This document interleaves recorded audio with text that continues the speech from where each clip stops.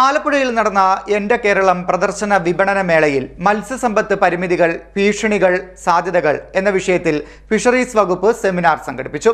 കടലിലെയും കായലിലെയും മത്സ്യസമ്പത്ത് കുറഞ്ഞു വരുന്നത് ഗൗരവകരമായ കാര്യമാണെന്നും ഇതിൽ കൃത്യമായ പഠനം നടത്തി പ്രശ്നത്തിന് പരിഹാരം കാണേണ്ടതുണ്ടെന്നും സെമിനാർ ഉദ്ഘാടനം ചെയ്ത പി ചിത്തരഞ്ജൻ MLA പറഞ്ഞു.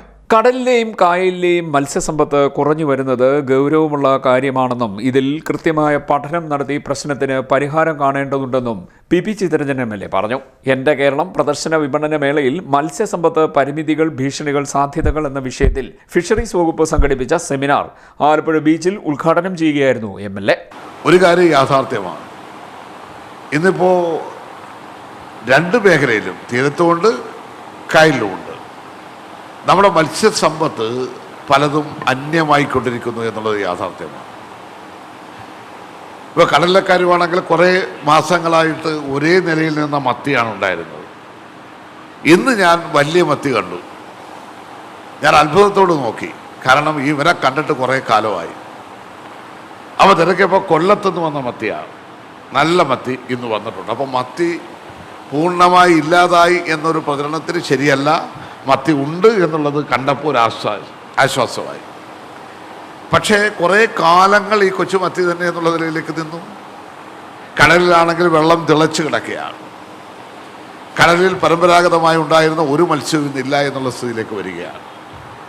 നമുക്ക് ഏറ്റവും സുലഭമായി ലഭിച്ചുകൊണ്ടിരുന്ന അയില, മത്തി, അതുപോലെ തന്നെ ഓരോ ഘട്ടങ്ങളിലായി ചെമ്മീൻ, പൂവാലൻ, കരിക്കാടി, ഇങ്ങനെ ഓരോ സന്ദർഭത്തിൽ ലഭിക്കുന്ന, അതുപോലെ തന്നെ കടലിൽ നിന്ന് ലഭിച്ചുകൊണ്ടിരുന്ന മണങ്ങ്, അതുപോലെ താള, പരവ, ഇങ്ങനെ കുറേ അധികം മത്സ്യങ്ങൾ ഈ ഓരോ മാസങ്ങളുടെ കലണ്ടർ അനുസരിച്ച് ലഭ്യമായിക്കൊണ്ടിരുന്നതാണ്. അതൊന്നും ഇപ്പം കാണാനേയില്ല.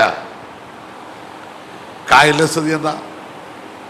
കായലിലെ സ്ഥിതി എന്ന് പറഞ്ഞു കഴിഞ്ഞാൽ ഇപ്പോൾ കിഴക്കൻ മത്സ്യം വരുന്നെന്ന് പറയുമ്പോൾ പലതും വളർത്തുന്ന മത്സ്യമാണ് വരുന്നത്, കായലിലെ മത്സ്യമല്ല.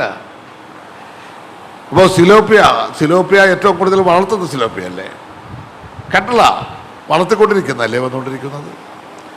നമുക്ക് രുചികരമായി ലഭ്യമായിക്കൊണ്ടിരുന്ന കരിമീന് വംശനാശം സംഭവിക്കുന്ന നിലയിലേക്ക് വരുന്നു, വളരെ തോത് കുറയുന്നു. അതുപോലെ തന്നെ കായലിൽ നിന്ന് ലഭിച്ചുകൊണ്ടിരുന്ന നിരവധിയാകുന്ന മത്സ്യങ്ങളില്ലാത്ത നിലയിലേക്ക് വരികയാണ്. അപ്പോൾ ഗൗരവമായ ഒരു പഠനവും അതിൻ്റെ അടിസ്ഥാനത്തിലുള്ള പ്രതിവിധിയും നമുക്ക് ഈ വിഷയങ്ങളുമായി ബന്ധപ്പെട്ടുകൊണ്ട് കണ്ടേ പറ്റൂ. മത്സ്യത്തൊഴിലാളി സമൂഹത്തിന് പ്രയോജനകരമാകുന്ന ബൃഹത് പദ്ധതി സർക്കാർ ഉടൻ നടപ്പാക്കുമെന്നും ഇതിനുള്ള നടപടികൾ ആരംഭിച്ചിരിക്കുകയാണെന്നും MLA പറഞ്ഞു.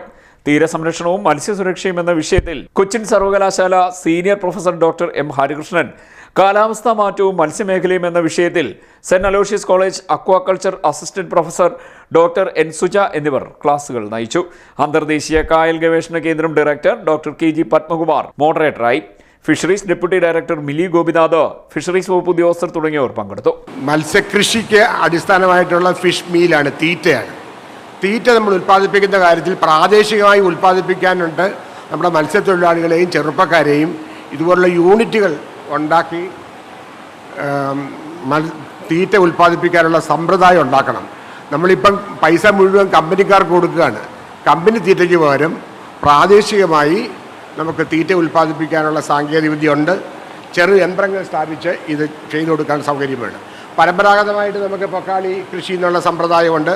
അത് ഏറ്റവും മെച്ചപ്പെട്ട രീതിയിൽ, കാരണം ചില നെൽകൃഷിയുമായിട്ട് ബന്ധപ്പെട്ട് ഉള്ള ചില വിഷയങ്ങളുണ്ട്. അത് നെല്ല് ചെയ്യുന്ന സമയത്ത് കൂടി. CDNet news, Kayamkulam.